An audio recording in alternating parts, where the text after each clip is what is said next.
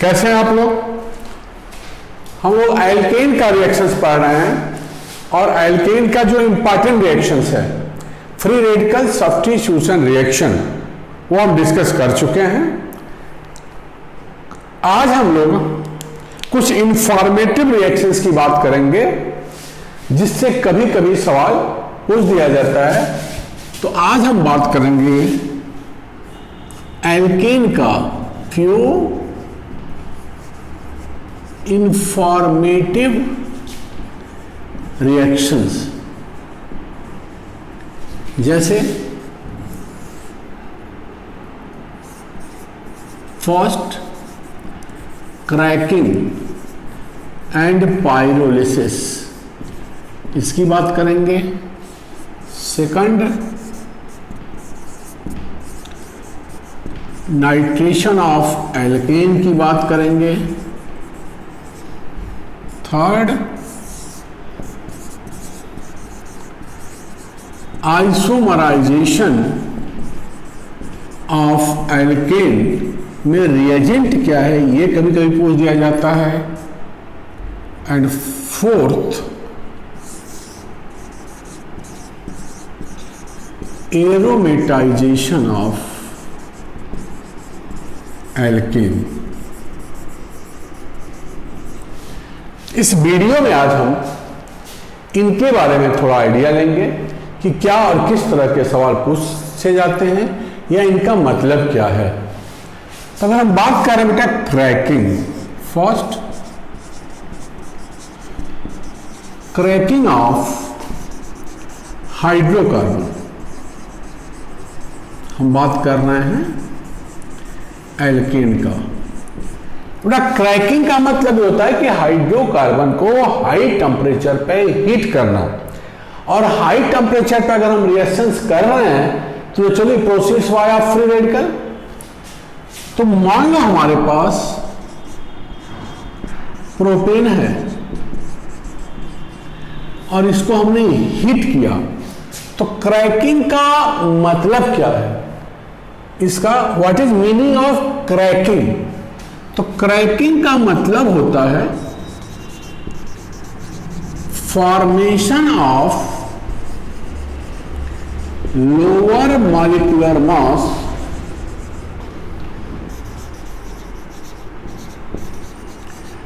Hydrocarbons from higher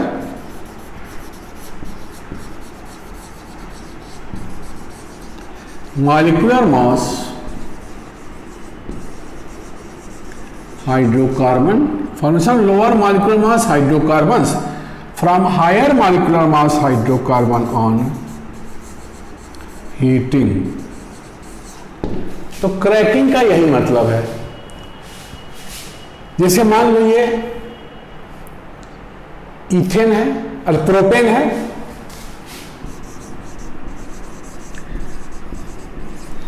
तो cracking में कौन सा बॉन्ड टूट सकता है? कार्बन कार्बन बॉन्ड टूटेगा या कार्बन हाइड्रोजन बॉन्ड टूटेगा। तो टूटने के बाद मान लो कार्बन कार्बन बॉन्ड टूटा तो बन गया मिथाइल फ्री रेडिकल और इथाइल फ्री रेडिकल। अब ये अपना देखो, ये बॉन्डेड इलेक्ट्रॉन्स, एक ये वाला बॉन्ड कार्बन हाइड्रोजन बॉन्ड टूट करके इस पर जुट जाए और ये वाला यहां बॉन्ड बना ले, ये फ्री रेडिकल इस फ्री रेडिकल के साथ बॉन्ड बना ले, तो बन गया हमारे पास CH4 एंड C2H4। तो propane on cracking gives methane और इथीन, मीथेन एंड इथीन।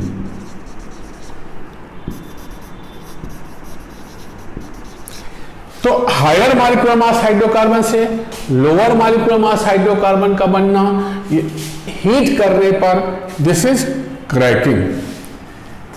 जैसे मान लो एन हेक्सेन है और इसको हीट किया तो बन गया हमारे पास C2H4 एंड एन ब्यूटेन। तो एक तरह से हम कह सकते हैं इथीन बनाने का ये भी एक मेथड्स है। N hexane higher molecular mass hydrocarbon heat किया, lower ethene and n butane बन गया। तो formation of higher molecular mass hydrocarbon, sorry formation of lower molecular mass hydrocarbon from higher molecular mass hydrocarbon on heating is cracking. ए बेटा, अगर हम यहीं pyrolysis की बात करें तो किसी भी सब्सटेंस को हीट करने से छोटे छोटे टुकड़ों में प्राप्त करना, मतलब heating of any higher molecular mass substance to get lower molecular mass substance is a pyrolysis. Substance की जगह पर अगर हाइड्रोकार्बन आ गया तो यही पाइरोलिसिस क्रैकिंग हो जाएगा। तो पाइरोलिसिस क्या हो गया?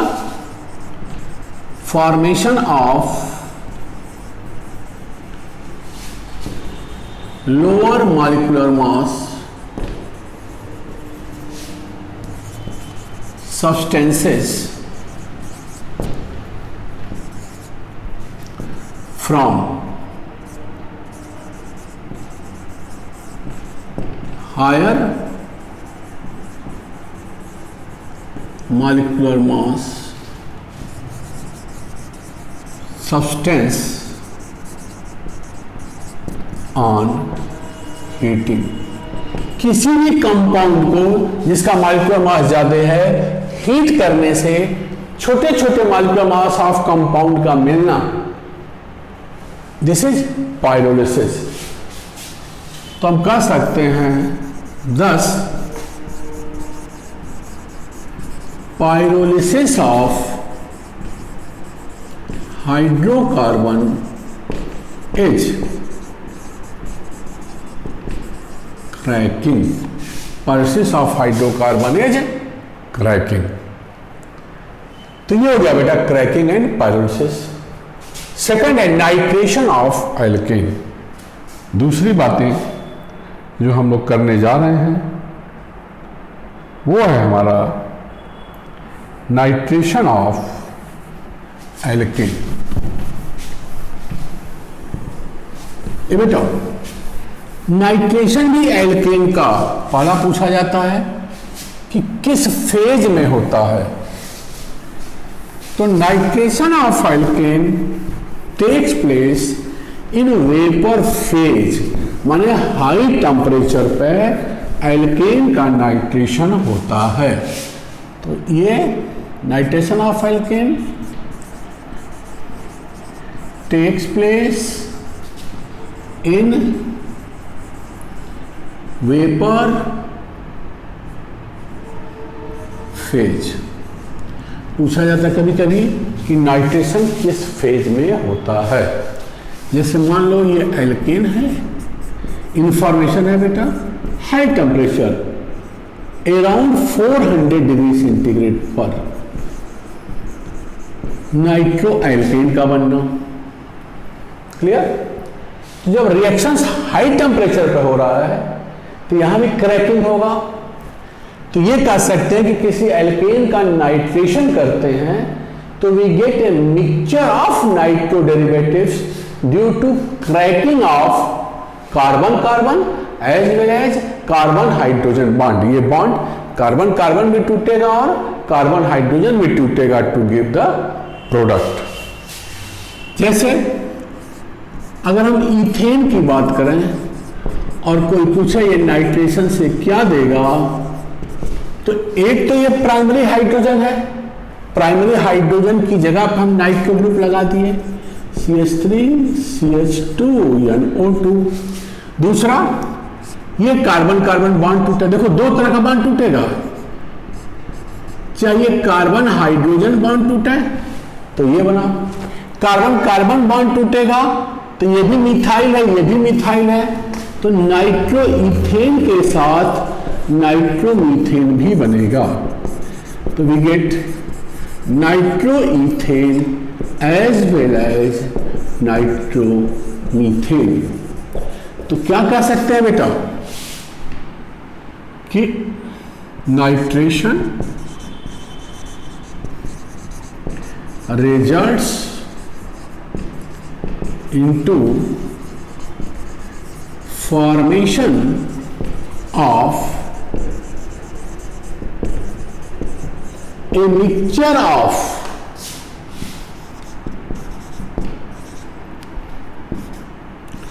nitro derivatives due to cracking। क्यों? क्योंकि एल्केन का नाइट्रेशन हाई टेम्परेचर पे हो रहा है, तो हाई टेम्परेचर पे कार्बन हाइड्रोजन और कार्बन कार्बन बॉन्ड्स भी टूटेंगे। क्लियर? पूछा गया बेटा, क्वेश्चन था how many nitro derivatives are obtained during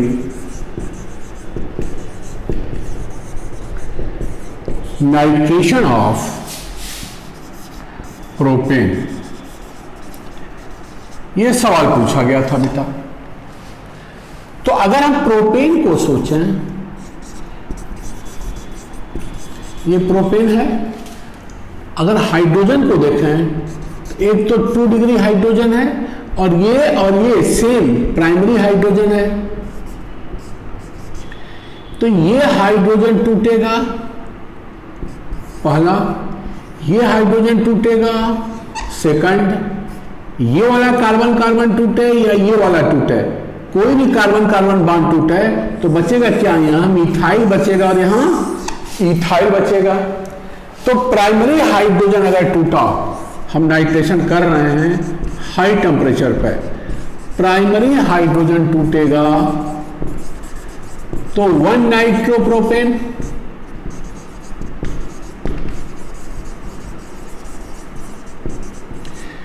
secondary carbon का हाइड्रोजन टूटा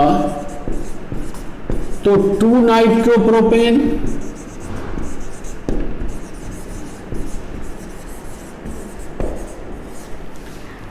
अब कार्बन कार्बन चाहे ये वाला टूटे या ये वाला टूटे, तो इधर हुआ इथाइल और इधर हुआ मिथाइल, तो इन दोनों के साथ साथ हमें नाइट्रो इथेन और नाइट्रोमीथेन भी बनेगा।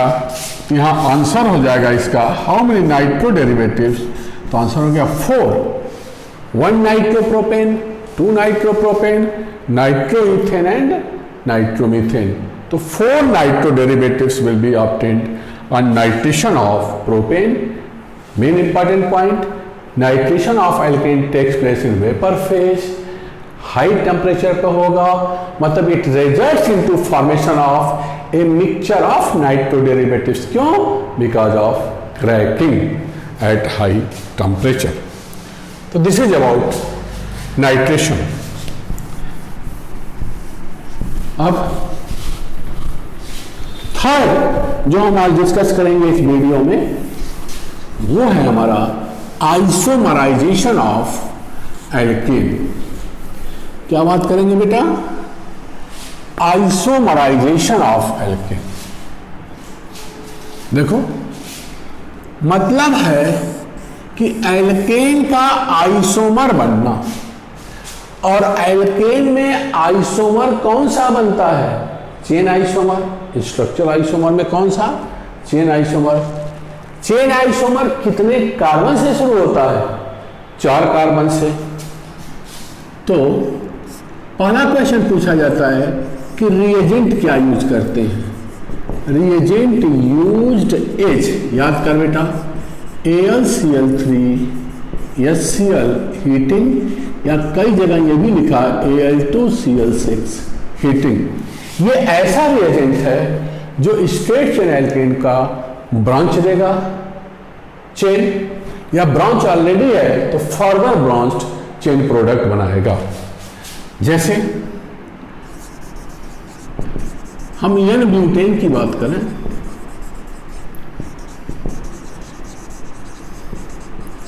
और ये रिएजेंट डाल दिया हमने, तो पूछ दिया जाता है कि क्या प्रोडक्ट बनेगा। तो n ब्यूटेन का आइसोमेरिक प्रोडक्ट हो गया आइसो ब्यूटेन। सिमिलरली अगर हमारे पास n पेंटेन है, आइसोमराइजेशन का रिएजेंट क्या है बेटा, यही है AlCl3 HCl and heating reagent यही है। तो क्या बनेगा यहां isopentane and neopentane.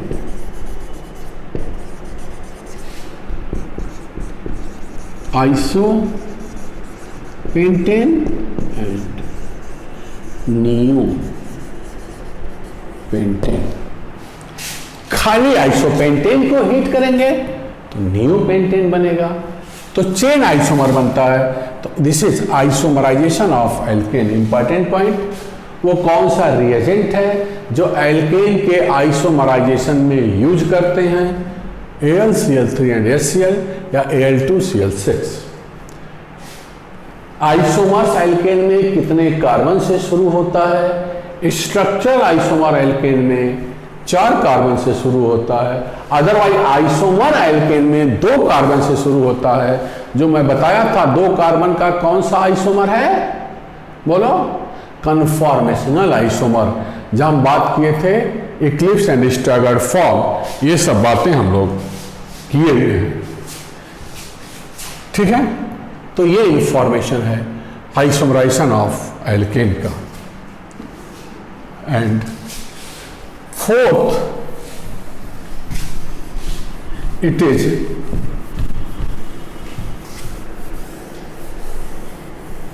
Aromatisation of alkene.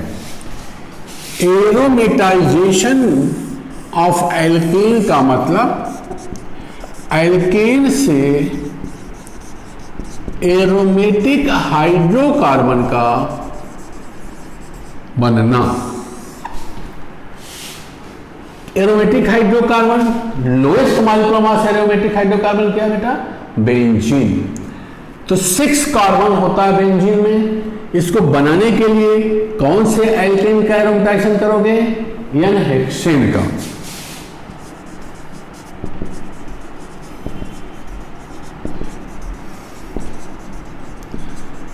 तो n हेक्सेन है हमारे पास। हाँ, रिएजेंट वाला सवाल कि रिएजेंट क्या होता है एरोमेटाइजेशन का, तो ये है Cl2O3 Al2O3 600 डिग्री सेंटीग्रेड। पूछा जाए वो कौन सा रिएजेंट है जिससे एरोमेटाइजेशन होता है, तो ये रिएजेंट है। अगर हम इस रिएजेंट को यहाँ लिख दें इस टेम्परेचर पर, तो फाइनली ये बेंजीन बनेगा। प्रोसेस है डिहाइड्रोजिनेशन, साइक्लाइजेशन और डिहाइड्रोजिनेशन होता है इस रिएजेंट के साथ, हाइड्रोजन निकलता है और ये बेंजीन बनता है। अब n हेक्सेन की जगह पर अगर हम n हेप्टेन ले लें, 7 कार्बन एल्केन, तो इसका अगर हम एरोमेटाइजेशन करें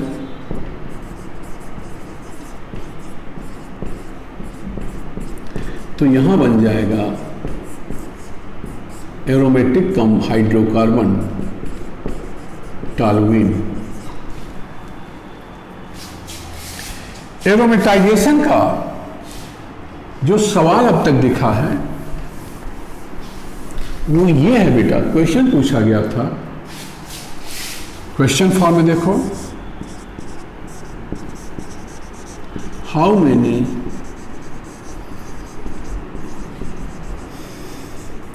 aromatic hydrocarbons are obtained during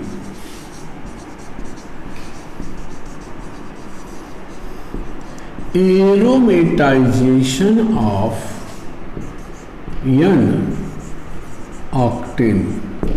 n-octane का एरोमेटाइजेशन करें तो कितने एरोमेटिक हाइड्रोकार्बन मिलेंगे, ये क्वेश्चन पूछा गया है। तो n-octane CH3 CH2 6 CH3 aromatisation किया,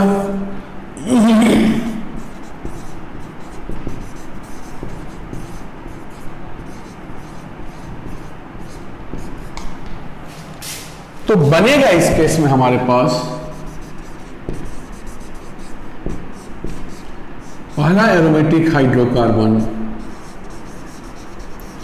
इथाइल बेंजीन। इसके बाद इस इथाइल बेंजीन के कितने आइसोमर्स होंगे, ये बेटा इस मिथाइल को ऑर्थो, मेटा और पैरा हाइड्रोजन से सब्स्टिट्यूट कर दें। बोलो, मतलब हाइड्रोजन को यहां रख दें और मिथाइल को यहां रख दें, तो ये भी एक एरोमेटिक हाइड्रोकार्बन हुआ।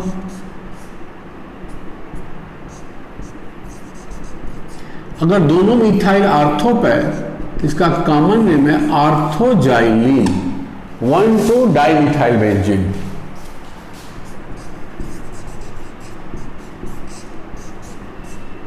दोनों मिथाइल मेटा पे, तो ये हो गया मेटाजाइलिन, और दोनों मिथाइल पैरा पे आ गया तो ये हो गया पैरा जाइलिन। तो ऑक्टेन के एरोमेटाइजेशन से कुल कितने एरोमेटिक हाइड्रोकार्बन बना, तो यहां भी हाउ मेनी एरोमेटिक हाइड्रोकार्बन्स, यहां भी आंसर हो गया 4। तो ये कुछ एल्केन के इंफॉर्मेटिव रिएक्शंस हैं। छोटा सा पार्ट एल्केन का बचा हुआ है जो हम नेक्स्ट वीडियो में डिस्कस करेंगे, और वो पार्ट है एल्केन का जो हम नेक्स्ट वीडियो में डिस्कस करेंगे, सिर्फ एल्केन का कन्फॉर्मेशनल आइसोमर्स। दो ही है मेन जो आपके कोर्स में है, ईथेन का और n-ब्यूटेन का, चाहे मेडिकल या IIT में मेनली इन दोनों से रिलेटेड सवाल पूछे गए हैं। तो ये डिस्कशन हम नेक्स्ट वीडियो में करेंगे। वीडियो को लाइक करिए, अच्छा लग रहा है, आप लोग का इंटरेक्शन बढ़ रहा है, मेरा मनोबल बढ़ रहा है। आपको जितने इंफॉर्मेटिव चीज़ें हों या कंसेप्चुअल चीज़ें हों उसको हम आपसे डिस्कस करेंगे। मैं गिरजेश दुबे, जानते हैं आप, नहीं जानते हैं तो जब आप चैनल खोलेंगे तो उसमें आप देख सकते हैं। GD सर नाम से जाना जाता हूँ, केमिस्ट्री पिछले 32 सालों से पढ़ा रहा हूँ। रेजोनेंस में एज ए सीनियर फैकल्टी 12 साल काम किया है, उनमें से 5 साल रेजोनेंस लखनऊ में मैं हेड भी रहा हूँ। इंटरेक्टिव ऑर्गेनिक केमिस्ट्री एक किताब भी मेरी चलती है जो EMTG वाले चलाते हैं। तो मेरे कहने का ये मतलब है कि आप अपना इंटरेक्शन मुझसे बढ़ाइए, बट प्लीज़ वीडियो को लाइक करिए, वीडियो को शेयर करिए, और चैनल को जितना हो सकता है अपनों के बीच, अपने दोस्तों के बीच उनसे कहिए चैनल को सब्सक्राइब करें, ताकि मैं मैक्सिमम लोगों तक आप लोगों के हेल्प से पहुंच सकूं। थैंक यू बेटा।